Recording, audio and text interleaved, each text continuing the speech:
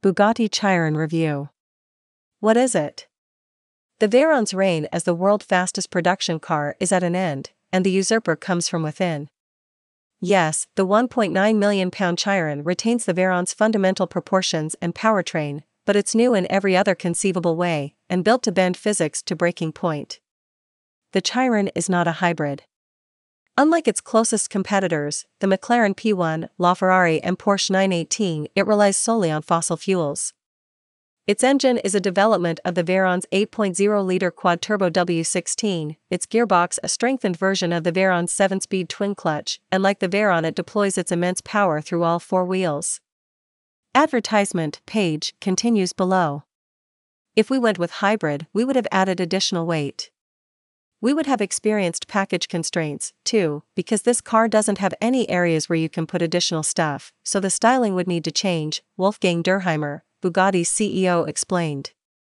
We will dramatically raise the bar in terms of top speed, we will dramatically increase the power by 25%, the aerodynamics are better, the road holding is better. We didn't need a hybrid. Whereas the Veyron Super Sport produced a piffling 1,183 brake horsepower and 1,106 pounds-ft of torque, the Chiron develops 1,479 brake horsepower and 1,180 pounds-ft, and at a constant top speed the Veyron could drain its 100-liter fuel tank in 12 minutes, the Chiron can do it in 9. Clearly this is a game of very senior numbers, so here's some more.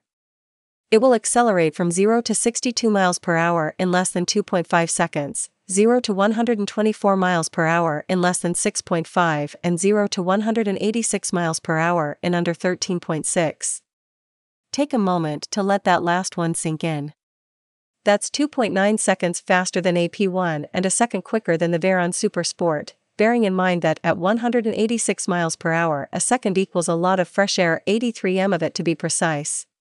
Then there's the top speed, which Bugatti has limited to 261 miles per hour on the standard Chiron, a token 3 miles per hour more than the Veyron Super Sport, but raised to 273 miles per hour on the 2.6 million pound Chiron Super Sport.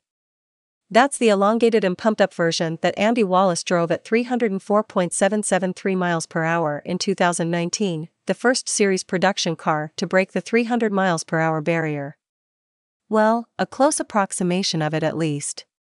You see, off the back of that speedy day out at Air-Election, Bugatti announced it would build 30 Chiron Super Sport 300+ special editions, visually and mechanically based on the record-breaking car, albeit limited to 273 miles per hour for tire and life preservation purposes, with the same 8.0-liter quad-turbo W16 engine boosted by 100 to 1,578 brake horsepower, all 30 in the same black with orange stripes livery and costing £3 million each.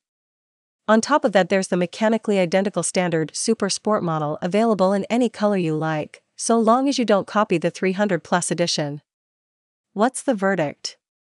The Veyron's reign as the world's fastest production car is at an end, and the usurper comes from within.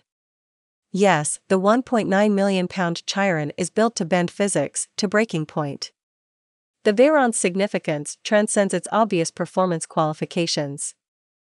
Yes, it was the fastest, most complicated, most expensive thing available at the time, but it also prefaced a new technology language, one that virtually all modern fast cars have now adopted: turbocharging, all-wheel drive, and perhaps most significant of all, the dual-clutch gearbox.